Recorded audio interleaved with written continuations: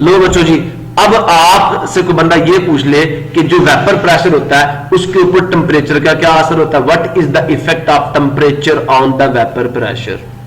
तो आप टेम्परेचर बढ़ाएंगे तो इवेपोरेशन बढ़ेगी नहीं बढ़ेगी, वेपर प्रेशर बढ़ेगा नहीं बढ़ेगा।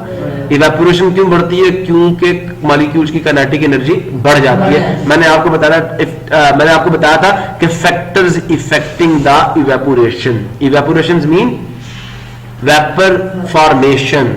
वेपर फॉर्मेशन कब बढ़ेगी, जब वेपर प्रेशर बढ़ जाएगा। समझे नहीं समझे? तो table shows the vapour pressure of some liquids at various temperature. आप इस टेबल को देखें तो ये डिफरेंट, अब जरा गौर से सुनिए बेटा, जो वाटर का वेपर प्रेशर है ना, वेपर्स के बनने का प्रेशर है 0 डिग्री सेल्सियस पे 0.61 होता है।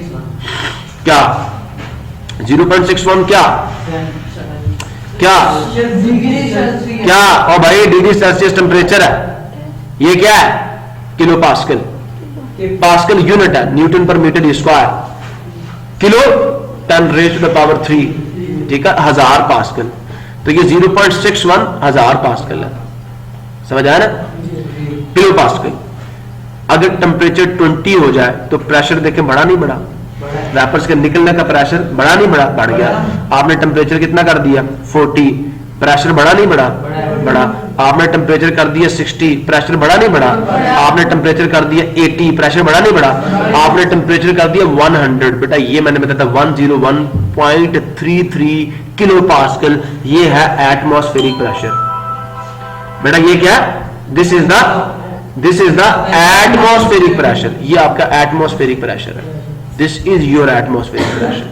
प्रॉब्लम किसी को, जब 100 डिग्री टेम्परेचर होता है ना, तो जो वाटर के वेपर्स का प्रेशर होता है वो किसके बराबर आ गया, हवा के प्रेशर के बराबर आ गया। यहां पे वाटर बॉयल करता है। अभी भी बात समझ आई है, ठीक है, नहीं तो दोबारा समझ लेते हैं। अब जरा यहां देखना, ये आपका इथेनॉल है, ये आपका स्पिरिट है C2H5OH, ये स्पिरिट का केमिकल नेम है, ठीक है। जब टेम्परेचर 0 डिग्री सेल्सियस होता है, इसका वेपर प्रेशर ये होता है 20 पे ये होता है, 40 पे ये होता है, 60 पे ये होता है, और बेटा 80 पे कितना हो गया 108, 101 से ज्यादा कम है, तो बेटा ये 80 से पहले ही बॉयल कर जाता है। इसका वेपर प्रेशर 80 से पहले मेरे ख्याल में अप्रोक्सीमेटली 72 डिग्री सेल्सियस पे 101.325 हो चुका होता है, और ये वहां पे वेपर बॉयल करना शुरू कर देता है। अब डाई इथाइल ईथर है, 0 पे देखे सबसे ज्यादा इसी का, आपने टेम्परेचर में 58, आपने टेम्परेचर कितना किया 40, और 40 में 122 हो गया है, 101 से ज्यादा हो चुका है, बेटा ये 20 से पहले बॉयल कर जाएगा, बल्कि 40 से पहले बॉयल कर जाएगा, 40 से पहले ही बॉयल कर जाएगा। आप बताओ, आप कहते हैं नहीं 100 डिग्री होगा फिर बॉयल करेगा, नहीं, it is the vapour pressure.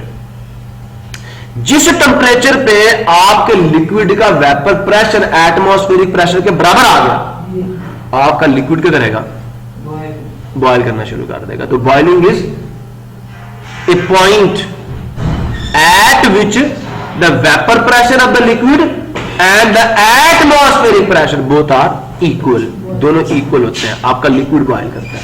बात समझ आ गई? ये आपको फिजिक्स के लास्ट 2 चैप्टर्स पढ़ने में बड़ी हेल्प करेंगी चीजें, अगर आज आपने समझ ली तो। समझ आया या नहीं आया? जब टेम्परेचर 0 होगा, वाटर का वेपर प्रेशर देखें कितना कम है, तो क्या ये बॉयल करेगा? बिल्कुल नहीं करेगा।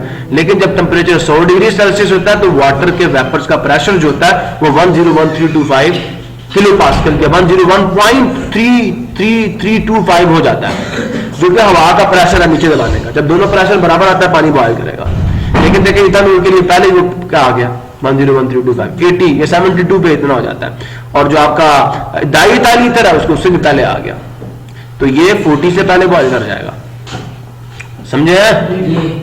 आगे चले तो table shows the vapour pressure of some liquid. देखिए आप बेटा, टेम्परेचर बढ़ने से वेपर प्रेशर बढ़ना कम हो रहा है, बढ़ रहा है, तो यहां से आप जान ले, look at the table and notice something, you will find that vapour pressure of liquids changes with temperature.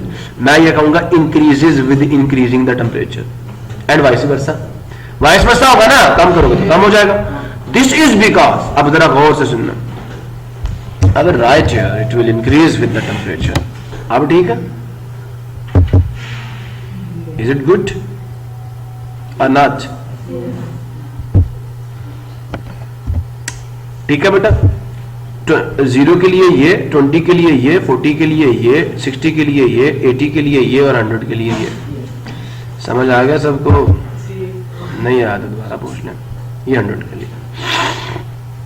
Any confusion? थोड़ा सा इसको बड़ा कर देते हैं, ये ज्यादा ही छोटा हो गया।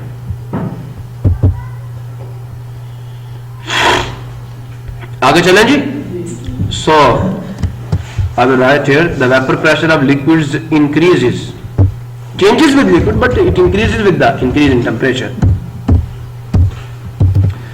इससे क्या मुराद है कि आपका वेपर प्रेशर जो है वो टेम्परेचर पे डिपेंड करता है। ठीक है? क्यों करता है? क्योंकि टेम्परेचर के बढ़ने से काइनेटिक एनर्जी बढ़ती है, काइनेटिक एनर्जी बढ़ेगी तो वेपर प्रेशर भी बढ़ेगा।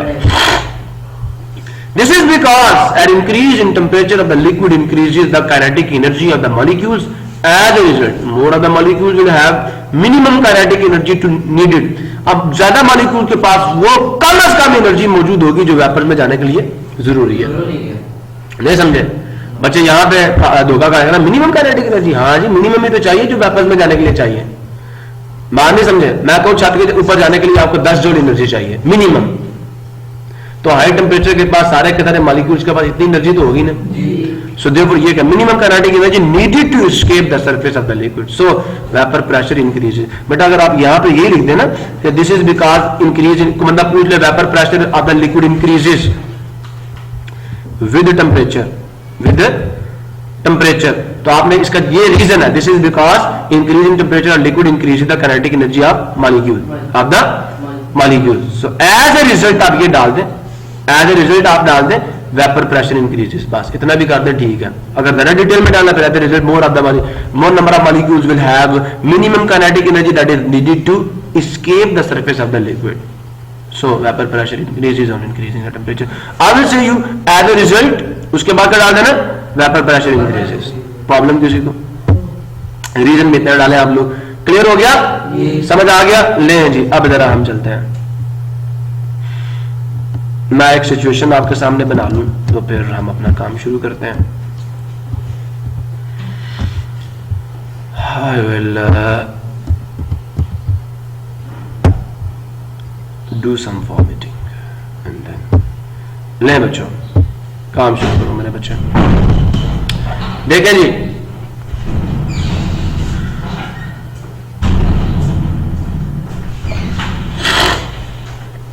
बेटा जी ये मेरे पास एक वाटर का बीकर है, इसके अंदर पानी पड़ा हुआ है और लेवल कौन सा जी? सी लेवल है, सी लेवल है। बताए इसकी सरफेस पे हवा कितना प्रेशर डाल रही होगी नीचे के सिम को? 101.325 किलो पास्कल। बेटा हम इसको 1 ATM कह दें, दोनों बराबर होता है। बेटा दो डिफरेंट यूनिट्स हैं लेकिन दोनों की वैल्यूज बराबर है। प्रॉब्लम किसी को? अच्छा अब गौर से सुनना जी, पानी का अगर टेम्परेचर 0 डिग्री सेल्सियस हो तो बेटा उसका वेपर प्रेशर कितना होगा? समझे हो नहीं समझे? तो पानी का अगर टेम्परेचर, जो कि ये बर्फ है इसके अंदर पड़ी हुई फॉर एग्जाम्पल, तो अगर 0 डिग्री सेल्सियस है तो इसका प्रेशर कितना होगा? 0 डिग्री सेल्सियस पे जो प्रेशर है, इंटरनल प्रेशर आता है जिसको वेपर प्रेशर कहते हैं, दिस इज 0.61 किलो पास्कल। तो इसका मतलब क्या यहां बॉइलिंग हो सकती है? यहां बॉइलिंग हो सकती है? अब मैं एक काम करता हूं, अगर बेटा मैं वैक्यूम क्लीनर लगा के इसके मुंह को किसी तरीके से करूं बंद, ऊपर का दे दूं ढकना, यहां को ढक्कन लगाऊं मुंह के ऊपर, सुन रहे हो नहीं सुन रहे? इसका मुंह एयर टाइट बंद कर दो, हवा अंदर दाखिल ना हो सके, ठीक है? और यहां से एक पाइप लगाऊं और यहां पे क्या लगा दो? वैक्यूम क्लीनर, ठीक है? ये क्या करेगा? हवा को अंदर से खींच के बाहर निकाल देगा। अंदर अगर मैं प्रेशर जो है वो कितना कर दूं? 0 ATM। या मेरी बात और से सुनना, मैं 0 की बात कर रहा हूं। जैसे ही अंदर प्रेशर कितना होगा बेटा जी, बर्फ बॉयल करना शुरू कर देगी, याद रखना। इससे वेपर्स बनना शुरू हो जाएंगे बड़ा तेजी के साथ। ये बर्फ जो है ना यहाँ पे, ये डायरेक्टली वेपर्स में कन्वर्ट होना शुरू हो जाएगी। किसमें? लिक्विड में नहीं जाएगी, ये भूल जाए लिक्विड बनेगी ना, पानी नहीं बनना। आप जब यहां का प्रेशर कितना हो जाएगा? हाँ जी, वैक्यूम क्लीनर ने यहां से प्रेशर को कम, हवा बाहर नहीं, वो हवा को बाहर खींच रहा है ना, अब मजीद हवा बाहर से अंदर नहीं आ सकती, मतलब बाहर का प्रेशर बाहर ही रहेगा, वो ढक्कन उसे कंट्रोल करेगा। अब जो अंदर है वहां से मैं हवा को बाहर खींच रहा हूं, तो अंदर प्रेशर कम होना शुरू होगा। हवा का प्रेशर कम होने का मतलब क्या, नंबर ऑफ एयर मॉलिक्यूल्स कम होना शुरू होंगे जो इसके ऊपर जाके टकरे मार रहे हैं। जब मैं सारे मॉलिक्यूल्स को पकड़ के बाहर निकालूंगा, बेटा 0 ATM करना तो दूर की बात है, याद रखना जब प्रेशर 0.61 किलो पास्कल होगा ना, तो ये बर्फ डायरेक्टली क्या करेगी,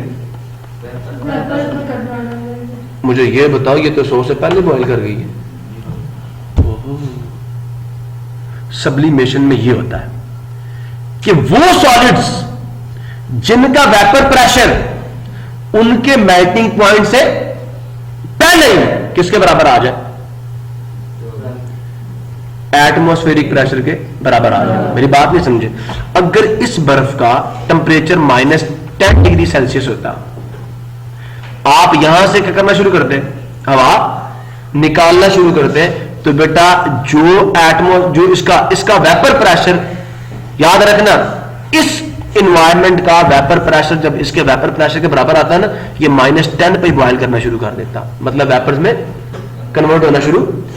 तो सब्लिमेशन बेटा उन सॉलिड्स में होती है। अब मुझे बताओ, पानी का मेल्टिंग पॉइंट का 0 डिग्री सेल्सियस ना, तो पानी का जो वेपर प्रेशर है, जो सॉलिड का वेपर प्रेशर है, वो -10 पे कितना था, फॉर एग्जांपल इतना था, फॉर एग्जांपल चलो इतना कर लेते हैं।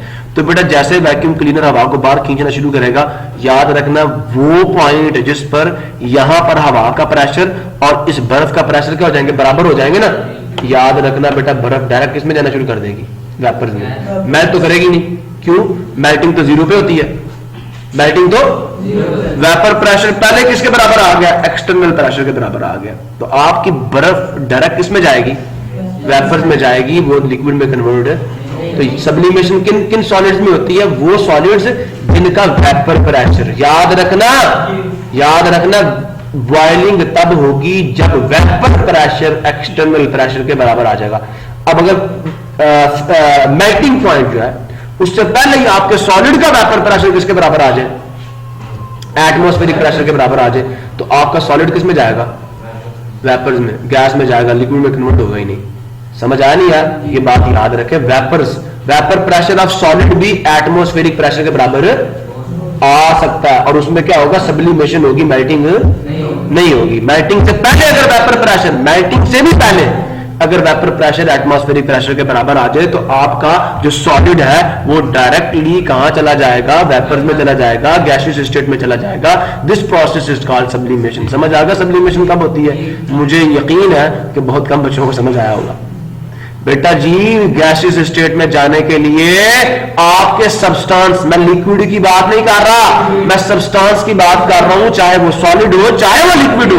अगर vapour pressure of the substance atmospheric pressure के बराबर आ जाए, जिस मर्जी टेंपरेचर पे आ जाए, मेल्टिंग पॉइंट से पहले ही अगर बराबर आ जाए, तो बेटा आपके सॉलिड को मेल्ट होने की जरूरत नहीं, उसे गैस में जाने की जरूरत है। समझ आया? गुड। प्रॉब्लम किसी को नहीं? आगे चले। अच्छा बेटा, अब मैंने आपको सब्लिमेशन समझानी थी। बेटा जी, एटमॉस्फेरिक प्रेशर पे वापस दोबारा चले जाते हैं। ले जी, मैंने ये सारा कुछ कर दिया, रिमूव, ये ले, सफाई कर दी, ये ले। क्यों डर रहे हैं आप लोग सारे? ये वैक्यूम क्लीनर भी मैंने मिटा दिया। टेम्परेचर 0 डिग्री सेल्सियस था, ठीक है। आपका जो वेपर प्रेशर है वो कितना है? 0.61 किलो पास्कल। हवा के प्रेशर के बराबर है, तो क्या आपका लिक्विड बॉयल करेगा? बिल्कुल नहीं करेगा। अब आपको क्या करना पड़ेगा? इसका टेम्परेचर बढ़ाना पड़ेगा। इसका टेम्परेचर, आपने टेम्परेचर बढ़ाया, टेम्परेचर कितना कर दिया जी? आपने 20 कर दिया। कितना कर दिया? 20 कर दिया। अब भी 20 पे याद रखना, जो प्रेशर ऊपर 1 ATM है, जैसे 101.325 किलो पास्कल कहा जाता है, ठीक है। लेकिन अभी भी 20 डिग्री सेल्सियस के ऊपर आपके जो वाटर का वेपर प्रेशर है वो कितना है? वो कितना है? हाँ बेटा, 2.33। 2. तो क्या वाटर बॉयल करेगा? 101 आना चाहिए।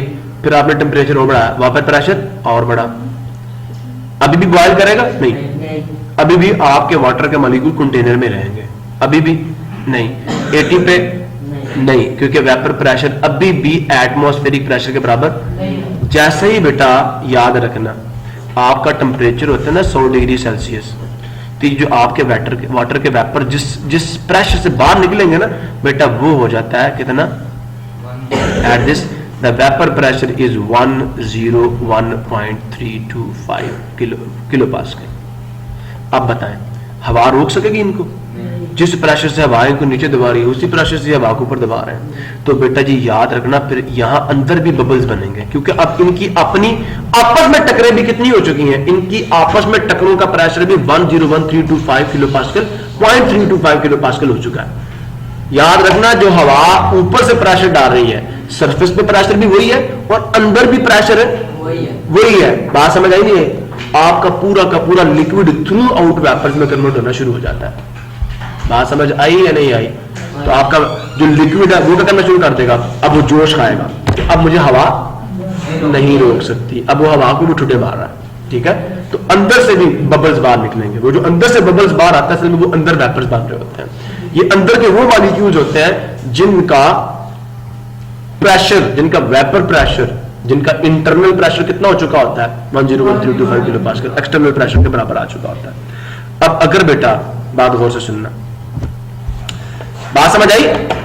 तो पानी के बॉयल करने में कौन सी चीज हर्डल होती है? Atmospheric pressure.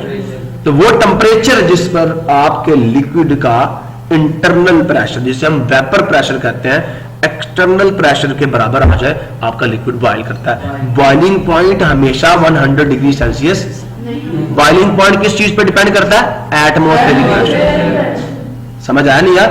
बॉइलिंग अब आपकी हवा डिसाइड करेगी। अगर आप पहाड़ी पे चले जाए और से सुनना, सी लेवल पे क्या था 101.325 किलो पास्कल। भाई इधर तो 100 डिग्री सेल्सियस ही लगेगा। पानी का वेपर प्रेशर इतना होने में कितना टेम्परेचर चाहिए? 100 डिग्री सेल्सियस। लेकिन अगर आप चले जाए किस पे?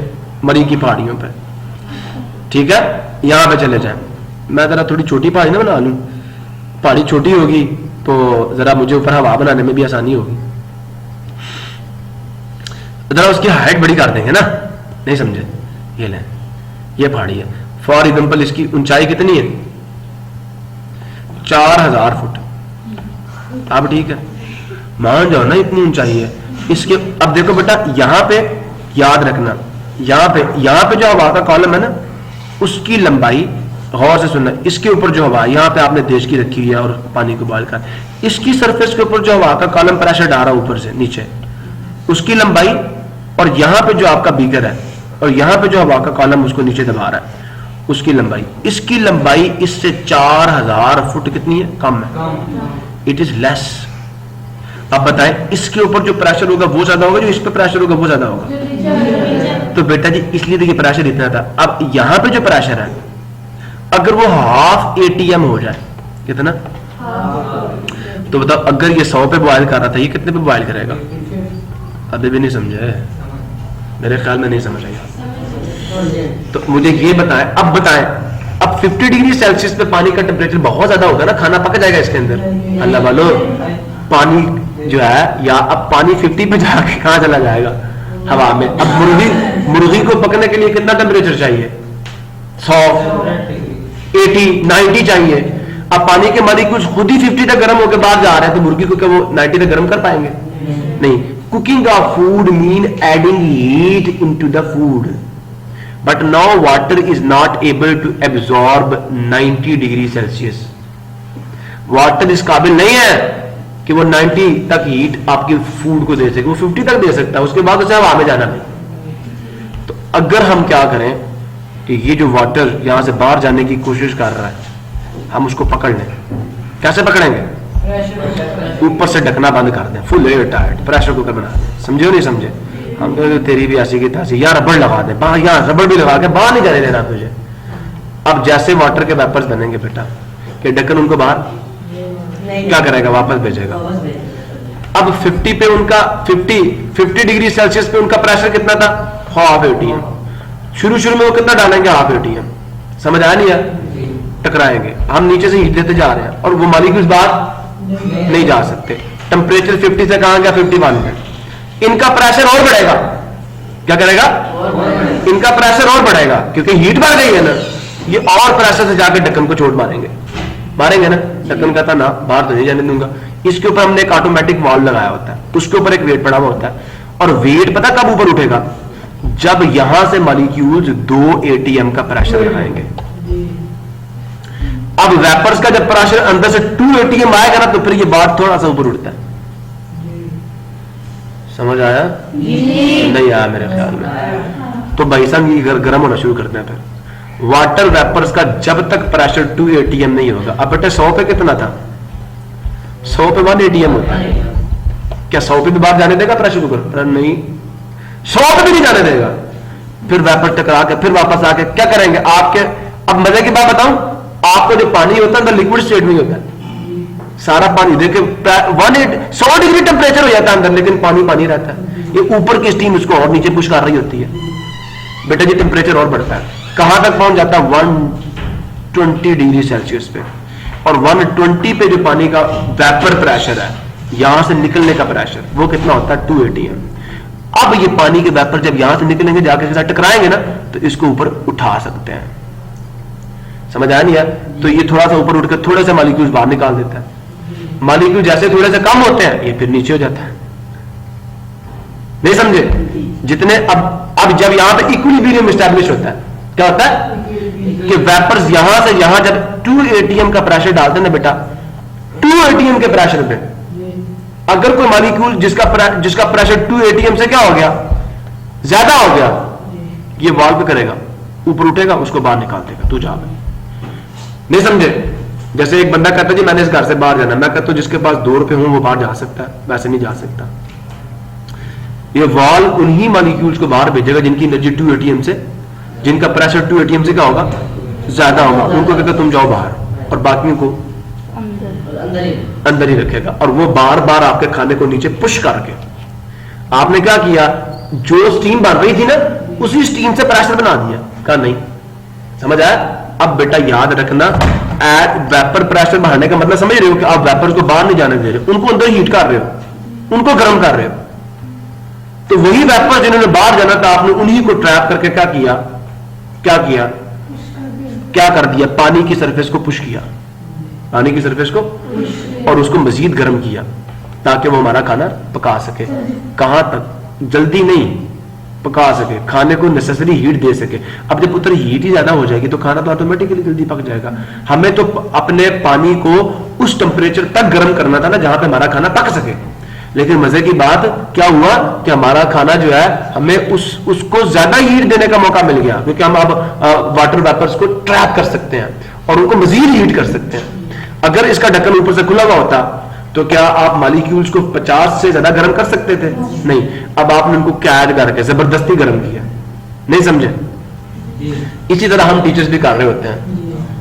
आपको अगर हम फ्री हैंड दे दें, कहें जाओ जी मर्जी से पढ़ लो, काम दिल चाहता कर लो, नहीं चाहता ना करो, तो आप में से एक बच्चा एक सवाल भी करके आम जैसे बच्चे को दे जी छोड़े, मौजे कर रहे, मौजे करने का दिन है आज। और अगर मैं ऊपर से जरा प्रेशर डाल दूं, दरवाजे को कुंडी लगा दूं और यहां खुद बैठ जाऊं और कहूं करते हो कि नहीं करते, तो फिर चैप्टर खत्म हो जाता है। समझ आ रही है? तो ये प्रेशर कुकर में भी यही कुछ होता है कि हम ऊपर से ढक्कन बंद कर देते हैं, तो जो वेपर्स ने बाहर जाना होता है ना आपको दबा के, अब ढक्कन तो ऊपर से बंद है, अब ढक्कन का जो वाल्व है वो कहता नहीं भाई मुझे उठाना ना बाहर जाने के लिए, तो 2 ATM तक हीट लेके आओ, 2 ATM तक मुझे दबाओ ऊपर, फिर मैं उठूंगा, वरना मैं नहीं उठता। समझ आ नहीं यार? तो मालिक कहता है अच्छा इसका मतलब है मजीद एनर्जी लेनी पड़ेगी। हाँ, आपको मजीद काम करना पड़ेगा। वो फिर नीचे जाते हैं, पानी का हिस्सा बनते हैं, पानी में और हीट एब्जॉर्ब करते हैं, फिर ऊपर आते हैं, अभी भी हीट उतनी नहीं होती कि उसको ऊपर उठा सके, फिर नीचे जाते हैं। इस तरह बेटा एक साइक्लोन चलता है इसके अंदर और आपका खाना पक जाता है। समझ आ नहीं यार? किस वजह से? मॉलिक्यूल्स के बार बार हीट होने की वजह से।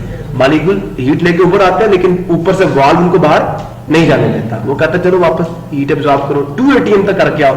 अब वो हीट एब्जॉर्ब करते हैं, बीच में खाना पका होता है तो वो यूनिफॉर्मली खाने को भी गर्म करना शुरू कर देते हैं। इस तरह आपका खाना पक जाता है। तो बेटा ये चीज जिसने हमें, कौन सी चीज जिसने हमें इस काबिल बनाया था प्रेशर कुकर बनाया, हमें जब ये पता चला ना ओ भाई पानी का बॉइलिंग पॉइंट असल में टेम्परेचर पे डिपेंड नहीं करता, वो तो किस पे करता है? एटमॉस्फेरिक प्रेशर पे करता है। तो हमने कहा छोड़ो एटमॉस्फेयर को, हम ढकना लगाते हैं। क्या करते हैं?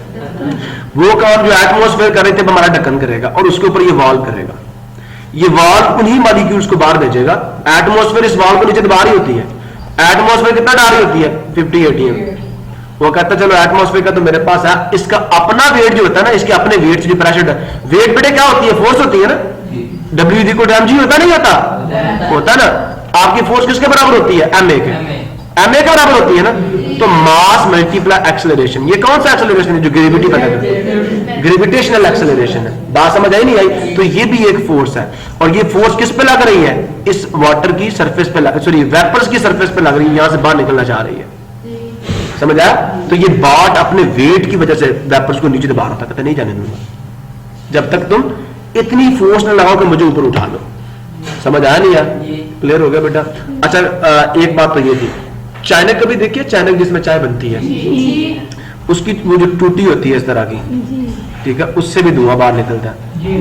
अच्छा अगर आप लोग पता क्या करें, उसका मुंह ज्यादा बंद नहीं करना, याद रखना। चाइना का आप लोग क्या करते हैं, यहां से मुंह को बंद करते हैं और यहां पे भी आप एक तुक्का दे देते हैं। छल्ली कभी देखिए, लकड़ी कभी देखिए, उसका तुक्का यहां दे देते हैं, ठीक है, और इसको गर्म करते हैं। फिर क्या होगा, क्या होगा, थोड़ी देर बाद यहां से ठुस करके ये बाहर निकलेगा जोर से, जैसे पिस्टल से गोली फायर होती है ना, वैसे बाहर निकलेगा, और साथ ही सारी पुत्र चाय भी बाहर आ जाएगी। फिर अम्मी सोटा लेके आएगी।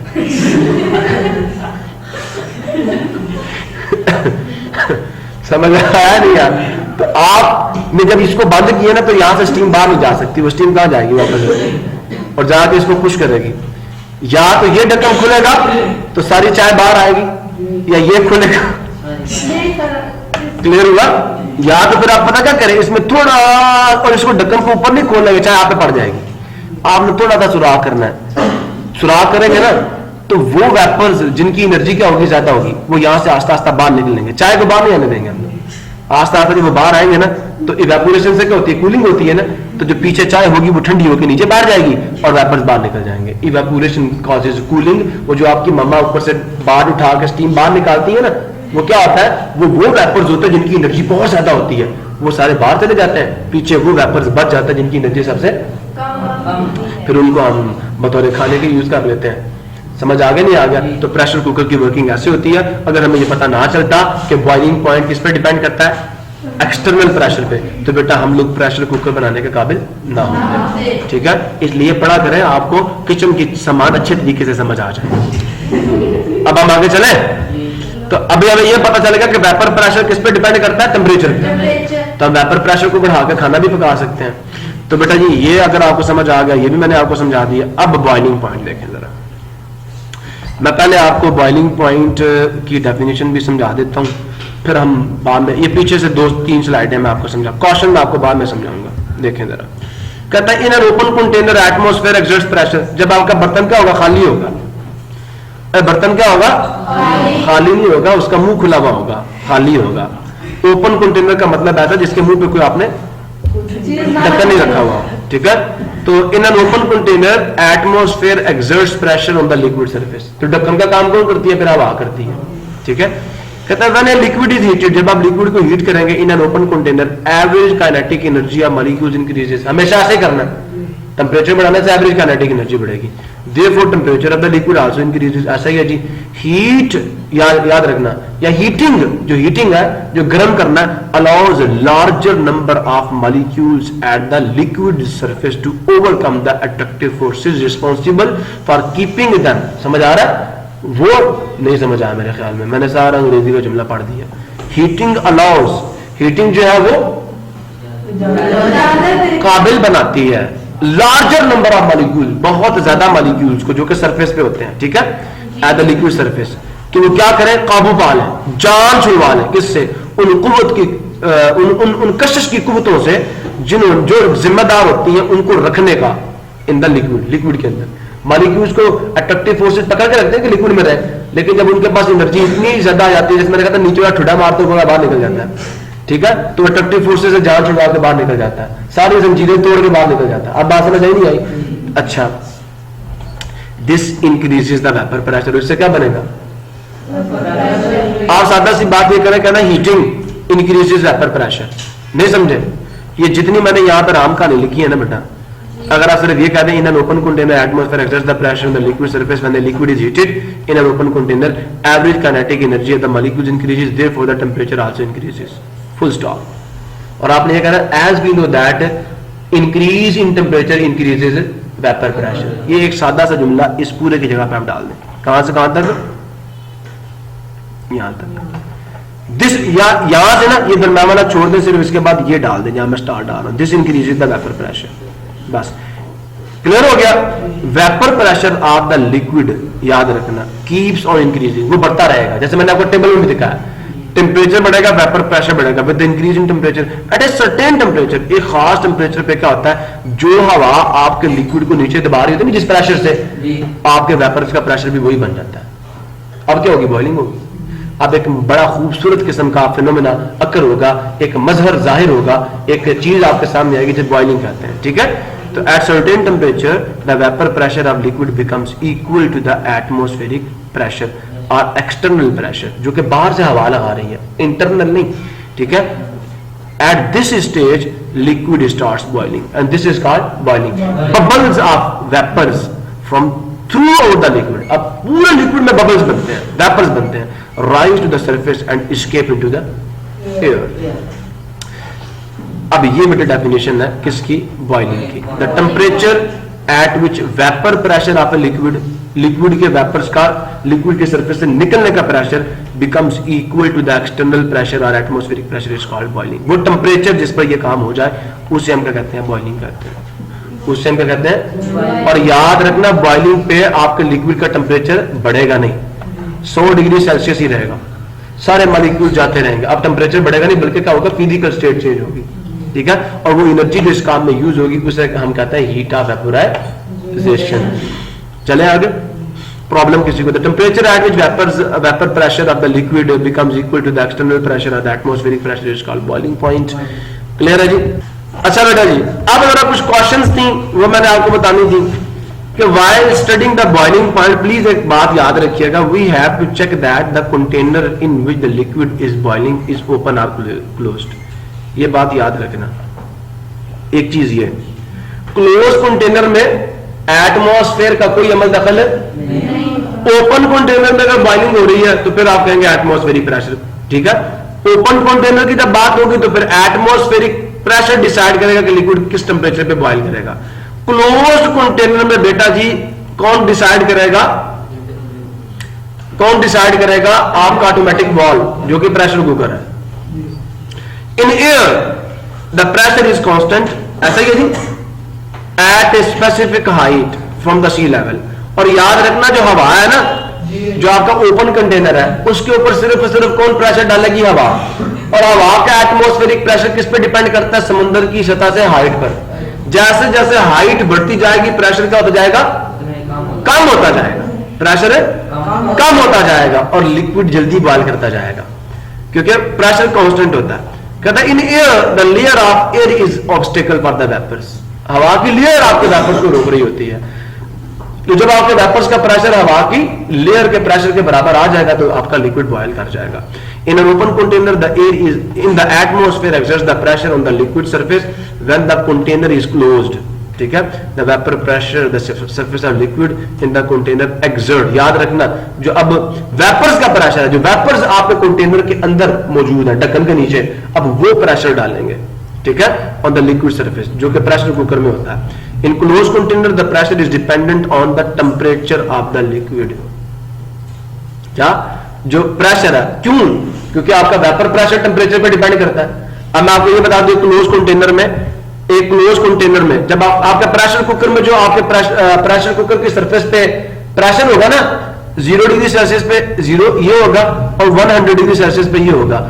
और याद रखना 1020 पे पता कितना होगा, 280। क्लोज कंटेनर में आपको पता जो वेपर का प्रेशर होगा वही आपका एटमॉस्फेरिक नहीं, वही आपका सरफेस पे प्रेशर होगा। मेरी बात नहीं समझे आप लोग। जब आपका कंटेनर क्लोज्ड होगा तो जो आपके वेपर्स का प्रेशर होगा वही क्या होगा, वही आपका एक्सटर्नल प्रेशर होगा, क्योंकि वही वेपर्स आपके सरफेस को नीचे दबाएंगे। जिस प्रेशर से वेपर्स बाहर निकलेंगे उसी प्रेशर से वो सरफेस को नीचे दबाएंगे। तो क्लोज कंटेनर में आपका जो सरफेस का प्रेशर है, जो एक्सटर्नल प्रेशर है, और जो आपका वेपर्स का प्रेशर है, दोनों क्या बराबर है। अब it will be decided by the temperature. समझ आया नहीं यार? अब आप टेम्परेचर बता दें, मैं आपको बता दूंगा कि अंदर प्रेशर कितना है। लेकिन अगर ओपन कंटेनर होगा तो फिर जो एक्सटर्नल प्रेशर होगा वो कांस्टेंट होगा, वो किसके बराबर होगा? एटमॉस्फेरिक प्रेशर के बराबर होगा। In close container the lid of the container is the obstacle of the vapours. तो जो लिड है वो जितना प्रेशर डलवाएगा ना, नहीं समझ आया, उतना डालना पड़ेगा वेपर्स को, नहीं डालेंगे तो बाहर नहीं आ सकते, हीट और एब्जॉर्ब करेंगे। समझ आया नहीं आया? तो यार प्रेशर कुकर से कुछ सीख लो।